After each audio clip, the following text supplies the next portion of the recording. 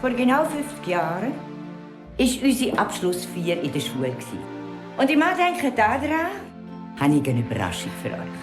Wer meinst du, wer echt alles kommt?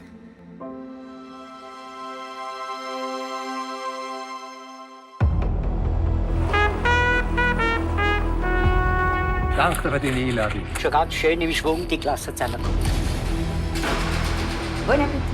Wenn wir nicht warten, bis der letzte auch noch kommt. Ich habe gedacht, es wäre Zeit für eine Art Uraufführung. Was ist dort drauf? Alles. Das steckt alles in dem Film drin.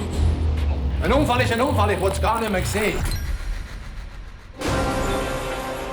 Es kommt einmal der Tag, da wird mit uns abgerechnet. Was kann man denn sonst noch sehen auf dem Film? Es ist ja immer so gewesen. Was ist ja plötzlich los?